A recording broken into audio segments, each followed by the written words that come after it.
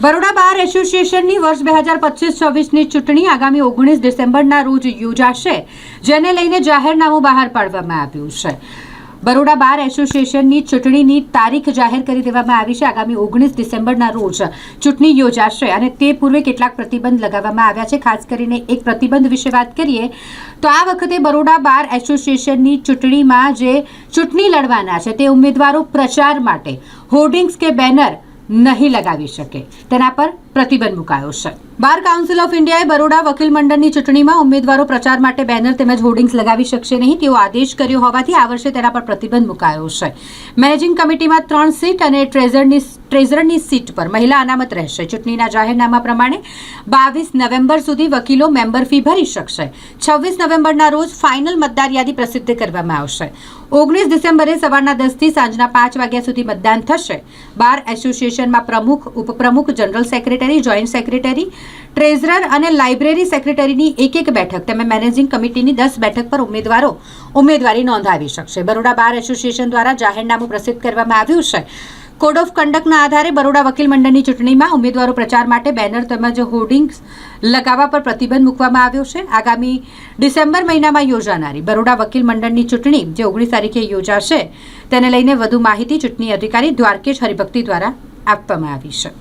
આ વર્ષે 2025 અને 26 માટેનું વડોદરા વકીલ મંડળની ઇલેક્શન 19 ડિસેમ્બર 2025ના રોજ કરવાનું છે. તે બાબતનું જાહેરનામું અમે ગઈકાલે બહાર પાડેલું છે અને જાહેરનામામાં જણાવ્યા મુજબ ઇલેક્શનની તમામ પ્રક્રિયાઓ યોગ્ય, તેમાં પ્રેસિડેન્ટ છે, વાઇસ પ્રેસિડેન્ટ છે, જનરલ સેક્રેટરી છે, જોઈન્ટ સેક્રેટરી છે, ટ્રેઝરર છે, સેક્રેટરી લાઇબ્રેરી, મેનેજિંગ કમિટી અને managing committee reserve for the ladies advocates, એ રીતે અમે ઇલેક્શનમાં જણાવ્યા મુજબ આ તમામ પોસ્ટો માટેનું અમે ઇલેક્શન 19/12 કરવાના છે. ક્યારે ફોર્મ ભરવાનું છે અને ક્યારે પરત કરવાનું છે?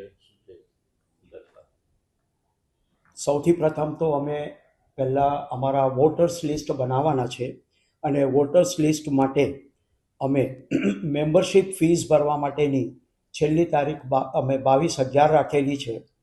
તે પછી અમે 24 પ્રોવિઝનલ વોટર્સ લિસ્ટ અમે પબ્લિશ કરીશું અને કોઈપણ જાતના વાંધા નહીં આવે અને વાંધા હશે તો તે બને જ છે ત્યાં સુધી અમે પ્રયત્ન કરીશું તે વાંધાઓનું નિરાકરણ કરી અને ફાઇનલ વોટર લિસ્ટ અમે 29/11 પબ્લિશ કરી દઈશું.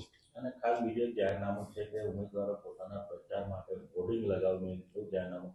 હા, આ વખતે અમે અમારી આખી ઇલેક્શનની team with chief election commissioner અને મારા સાથી ઇલેક્શન કમિશનરો શ્રી રોહિતભાઈ શાહ, હિતેશભાઈ ગુપ્તા અને હિતેશભાઈ પટેલ, અમારે સંયુક્ત રીતે એવો નિર્ણય કરેલો છે કે કોડ ઓફ કોન્ડક્ટ પ્રમાણે જો આપણે શરૂઆત હોર્ડિંગ્સ નહીં લગાવવાથી કરીએ તો તે આપણા માટે ગૌરવ સમાન રહેશે અને અમે બને એટલો પ્રયત્ન કરીશું કે અમારા વડોદરા વકીલ મંડળ તેમજ સૌથી વધારે જે અગત્યનું છે તે મારા તમામ વાલા વકીલ મિત્રો કે જેના વડે વડોદરા વકીલ મંડળના નામે ઓળખાય છે તે લોકોનું ગૌરવ જળવાય અને માન સન્માન અને અમારા વડોદરા વકીલ મંડળની એક આગવી પ્રતિભા ઊભી થાય તેવો પ્રયત્ન કરવાના અનુસંધાને અમે આ નિર્ણય હાલમાં કરેલો છે. આજે તમે નિર્ણય કરવામાં આવ્યો છે કે જેનાથી વકીલો પ્રચારમાં એમને તકલીફ થશે?